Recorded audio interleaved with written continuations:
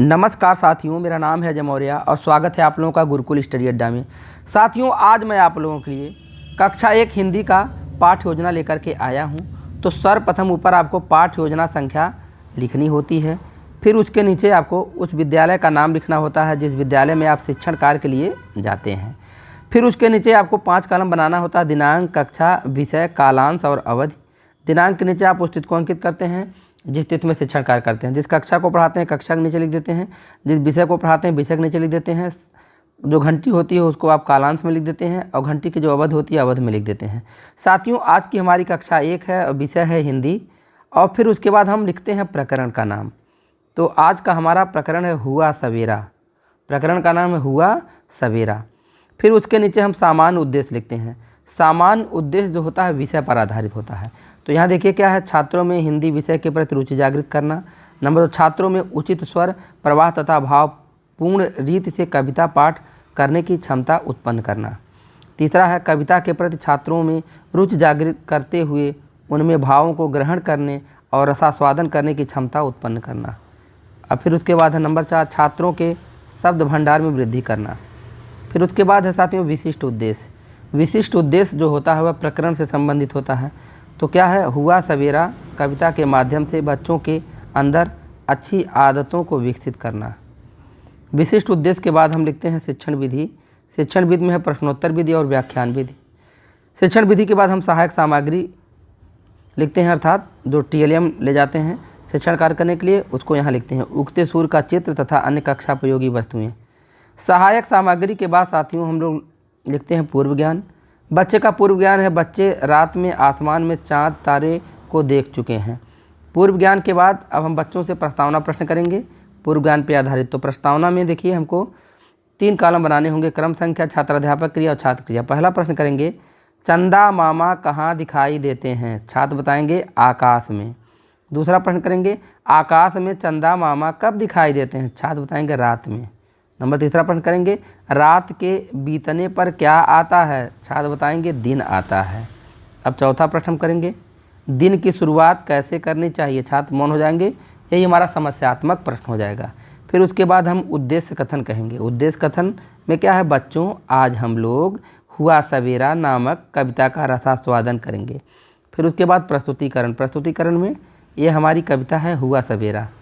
तो एक बार देखिए: हुआ सवेरा चिड़िया बोली, बच्चों ने तब आंखें खोली। अच्छे बच्चे मंजन करते, मंजन करके कुल्ला करते, कुल्ला करके मुँह को धोते, मुँह धो करके रोज नहाते, रोज नहाकर खाना खाते, खाना खाकर पढ़ने जाते। तो ये हुआ सवेरा कविता थी। अब इसके बाद हम लिखेंगे आदर्श वाचन।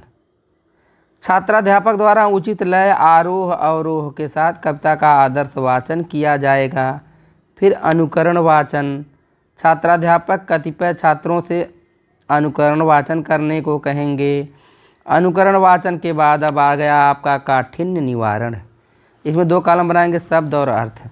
सवेरा, सवेरा का अर्थ है सुबह अर्थात प्रातःकाल। चिड़िया बोली का अर्थ है चिड़िया की चहचहाहट। मंजन करना का अर्थ है दातून करना। कुल्ला करना का अर्थ है मुँह के अंदर की गंदगी साफ करना।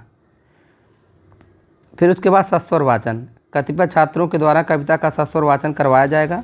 फिर उसके बाद अब अगली हेडिंग है भाव विश्लेषण एवं रसानुभूति। इसमें आपको 2 कॉलम बनाने होंगे: छात्राध्यापक क्रियाएं और छात्र क्रियाएं।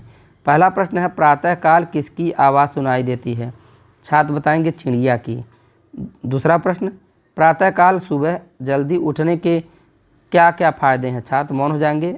अब बताएंगे अध्यापक कथन में: सुबह जल्दी उठना चाहिए क्योंकि सुबह की हवा स्वास्थ्य के लिए लाभदायक होती है। छात्र ध्यान से सुनेंगे।